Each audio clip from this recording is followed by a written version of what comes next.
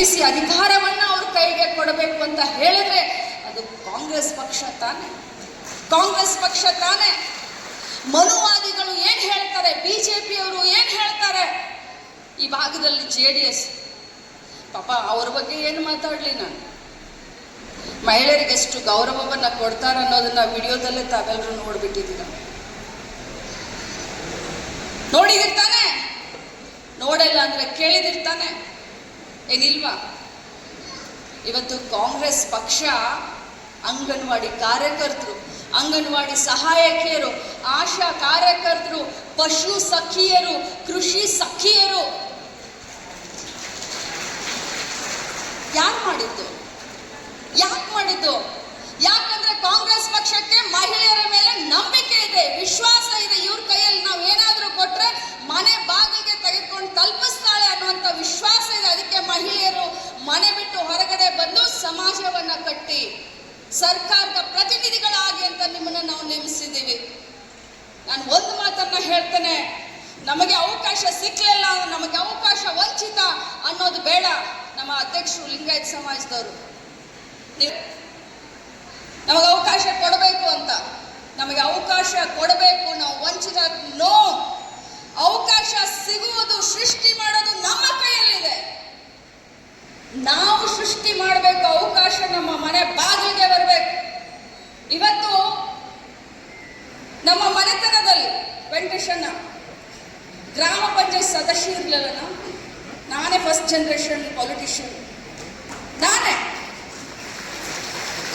ನಮ್ಮಪ್ಪ ಇಲ್ಲ, ನಮ್ಮ ತಾತ ಇಲ್ಲ, ನಮ್ಮ ಮುತ್ತಾತ ಇಲ್ಲ, ರಾಜಕಾರಣದ ಗಂಧ ಗಾಳಿ ಗೊತ್ತಿಲ್ಲ, ಆದ್ರೆ ಧೈರ್ಯ ಇತ್ತು. ನಾನು ಜಿಲ್ಲಾ ಪಂಚಾಯತ್ ಟಿಕೆಟ್ ಕೇಳಿದ್ದೆ, ಜಿಲ್ಲಾ ಪಂಚಾಯತಿ ನಕ್ರು ಎಲ್ಲರೂ, ಅಧ್ಯಕ್ಷರೇ ನಾನು ಕೇಳಿದೆ ಕೊಡಿ ನನಗೆ, ಕೊಡ್ಲಿಲ್ಲ. ಕಾರ್ಪೊರೇಷನ್ ಟಿಕೆಟ್ ಕೇಳಿದೆ, ಕೊಡ್ಲಿಲ್ಲ. ಹಾಗಾದ್ರೆ ಏನ್ ಮಾಡಬೇಕು? ನಾನು ಕೈ ಕೊಡ್ಲಿಲ್ಲ. ಕೈ ಕಟ್ಟಿ ಕುಳಿತಾರೆ ಅಲ್ವಾ, ಡಾಕ್ಟರ್ ರಾಜ್ಕುಮಾರ್ ಅವರು ಹಾಡಿದ್ದು. ನನ್ನ ಕೈ ಕಟ್ಟಿ ಕೂಡಲಿಲ್ಲ. ಮಾಡು ಅಥವಾ ಮಡಿ, ಧೈರ್ಯಂ ಸರ್ವತ್ರ ಸಾಧನ. ನಾನು ಕೆಲಸ ಮಾಡಿದೆ, ನಾನು ಇನ್ವಿಟೇಬಲ್ ಆದ. ಬೆಳಗಾವಿ ಗ್ರಾಮೀಣ ಕ್ಷೇತ್ರದಲ್ಲಿ ಇವ್ರಿಗೆ ಕೊಟ್ರೆ ಗೆಲ್ತಾಳೆ, ಕೊಡ್ಲಿಲ್ಲ ಅಂದ್ರೆ ಕೆಡುತ್ತಾಳೆ. ಕೊಟ್ರೆ ಗೆಲ್ತಾಳೆ, ಕೊಡ್ಲಿಲ್ಲ ಟಿಕೆಟ್ ಅಂದ್ರೆ ಇನ್ನೊಬ್ಬರನ್ನ ಕೆಡು ಬಿಡ್ತಾಳೆ ಅನ್ನುವಷ್ಟು ಮಟ್ಟಿಗೆ ಕೆಲಸ ಮಾಡಿದೆ. ಇಡೀ ರಾಜ್ಯದಲ್ಲಿ ಒಬ್ಬಳೇ DCC ಪ್ರೆಸಿಡೆಂಟ್ ಆದ, ಕಾಂಗ್ರೆಸ್ ಪಕ್ಷದ DCC ಪ್ರೆಸಿಡೆಂಟು. ಮೈಸೂರು ಜಿಲ್ಲಾ ಅಧ್ಯಕ್ಷರು ಯಾರಿದ್ದಾರೆ, ಅವ್ರ ಹೆಸರೇನು? ವಿಜಯ್ ಕುಮಾರ್. ಆ ರೀತಿ 18 ಕ್ಷೇತ್ರ ನಮ್ಮ ಜಿಲ್ಲೆ. ಎಷ್ಟು? 18 ಕ್ಷೇತ್ರಕ್ಕೆ 34ನೇ ವಯಸ್ಸಿಗೆ DCC ಅಧ್ಯಕ್ಷ ಆದೆ. ಬಾಡಿಗೆ ಕಟ್ಟಡದಲ್ಲಿದ್ದಂಥ ನಮ್ಮ ಕಾರ್ಯಾಲಯವನ್ನ 10 ಕೋಟಿ ರೂಪಾಯಿ ಬೆಲೆ ಬಾಳುವಂತ ಜಮೀನನ್ನ ತೆಗೆದುಕೊಂಡು 3 ಕೋಟಿ ಖರ್ಚು ಮಾಡಿ ಆಫೀಸ್ನ ಕಟ್ಟದೆ.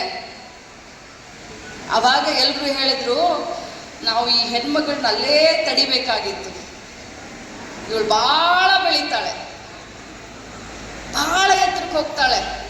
ಆದರೆ ಅವಕಾಶ ಬರಲಿ, ಅವಕಾಶ ಕೊಡಲಿ ಅನ್ನೋದಲ್ಲ, ಅವಕಾಶಗಳನ್ನ ಸೃಷ್ಟಿ ಮಾಡ್ಕೊಳ್ಬೇಕು. ಯಾಕೆ ಅಂದರೆ ನಮ್ಮ ಮಹಿಳೆಯರು ಬಹಳ ಶಿಸ್ತಿನ ಸಿಪಾಯಿಗಳು. ನಿಮ್ಮ ಕೈಯಲ್ಲಿ 5 ರೂಪಾಯಿ ಕೊಟ್ಟರೆ ನೀವು ಜೀವನ ಮಾಡ್ತೀರಾ, 50 ರೂಪಾಯಿ ಕೊಟ್ಟರೆ ಜೀವನ ಮಾಡ್ತೀರಾ, 100 ರೂಪಾಯಿ ಕೊಟ್ಟರೆ ಜೀವನ ಮಾಡ್ತೀರಾ, 5 ಲಕ್ಷ ಕೊಟ್ಟರೂ ಜೀವನ ಮಾಡ್ತೀರಾ. ಸಮಯಕ್ಕೆ ತಕ್ಕಂತೆ, ಕಾಲಕ್ಕೆ ತಕ್ಕಂತೆ ನಡೆದುಕೊಳ್ಳೋರು ಈ ಸಮಾಜದಲ್ಲಿ ಯಾರಾದರೂ ಇದ್ರೆ ಅದು ನನ್ನ ಮಹಿಳೆಯರಂತೂ ಬಹಳ ಹೆಮ್ಮೆಯಿಂದ ಹೇಳ್ತೇನೆ.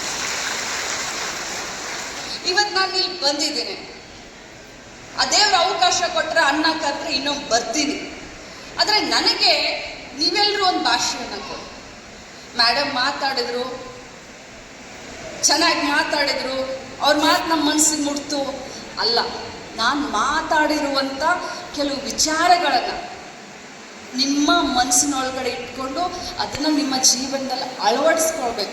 ಆವಾಗ ಸ್ವಾರ್ಥಕತೆ. ಇಲ್ಲ ಅಂತಂದರೆ ಅಣ್ಣ ಚೆನ್ನಾಗಿ ಅಡುಗೆ ಮಾಡಿ ಸೀಮಿತನ, ಹಾಗಾಗಬಾರ್ದು. ಇದು ಬರೀ ಭಾಷಣಕ್ಕಷ್ಟೇ ಅಥವಾ ಕೇಳೋಕಷ್ಟೇ ಸೀಮಿತ ಆಗಬಾರ್ದು. ನಮ್ಮಲ್ಲೂ ಕೂಡ ರಾಣಿ ಚೆನ್ನಮ್ಮನ ಧೈರ್ಯ, ನಮ್ಮಲ್ಲೂ ಕೂಡ ಸಾವಿತ್ರಿಬಾಯಿ ಫುಲೆಯವರ ಹಠ, ನಮ್ಮಲ್ಲೂ ಕೂಡ ರಾಣಿ ಹೇಮರೆಡ್ಡಿ ಮಲ್ಲಮ್ಮನ ಛಲ, ಝಾನ್ಸಿ ರಾಣಿ ಲಕ್ಷ್ಮೀಬಾಯಿಯ ಶೌರ್ಯತ್ವ ಎಲ್ಲರಲ್ಲೂ ಇದೆ. ನೋಡೋಕಷ್ಟೇ ಚಂದ ಅಲ್ಲ, ಪ್ರತಿಯೊಬ್ಬರಲ್ಲೂ ಪ್ರತಿಯೊಬ್ಬ ಹೆಣ್ಣುಮಗಳಲ್ಲೂ ಒಂದು ಒಳ್ಳೆಯ ಗುಣ ಖಂಡಿತವಾಗ್ಲೂ ಇದೆ. ನಮ್ಮ ಮೇಲೆ ಒಂದು ದೊಡ್ಡ ಜವಾಬ್ದಾರಿ ಇದೆ ಮಹಿಳೆಯರ ಮೇಲೆ. ಈ ಸಮಾಜವನ್ನ ಕಟ್ಟೋದು, ಈ ಸಮಾಜವನ್ನ ಮುಂದೆ ತೆಗೆದುಕೊಂಡು ಹೋಗೋದು. ಯಾಕಂತಂದ್ರೆ ನಮ್ಮ ಮಕ್ಕಳೇ ಈ ಸಮಾಜದ ಮುಂದಿನ ಭವಿಷ್ಯ. ನೀವು ನಿಮ್ಮ ಹೆಣ್ಮಕ್ಳಿಗೆ ಏನಂತ ಕಲಿಸ್ತೀರಾ? ನನಗಿರೋದು ಒಬ್ಬನೇ ಮಗ, ಅವ್ನು ಮದುವೆ ಆಗಿದೆ, ನನಗೀಗ ಮೊಮ್ಮಗಳಿದ್ದಾಳೆ. ನಾನು ನನ್ನ ಮೊಮ್ಮಗಳಿಗೆ ಹೇಳ್ತಾ ಇರ್ತೀನಿ 2.5 ವರ್ಷ, ನೀವೇನು ಹೇಳ್ತಾ ಇರ್ತೀರಾ?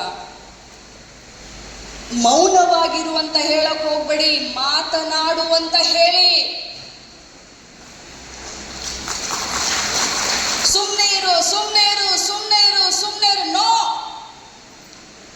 ಮಾತನಾಡು, ಮಾತನಾಡು, ಮಾತನಾಡು.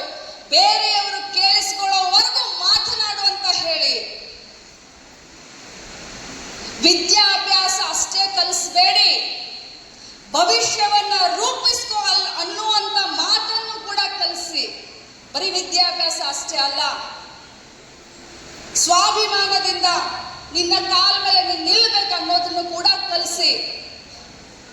ಬೇರೆಯವರಿಗೆ ಗೌರವ ಕೊಡುವಂತ ಅಷ್ಟೇ ಕಲಿಸೋಕೆ ಹೋಗ್ಬೇಡಿ, ನಿನಗೆ ನೀನು ಗೌರವವನ್ನ ಕೊಡುವಂತ ಅದನ್ನು ಕೂಡ ನಿಮ್ಮ ಮಗಳಿಗೆ, ನಿಮ್ಮ ಮೊಮ್ಮಕ್ಕಳಿಗೆ ಕಲಿಸಿ. ಯಾಕಂತಂದ್ರೆ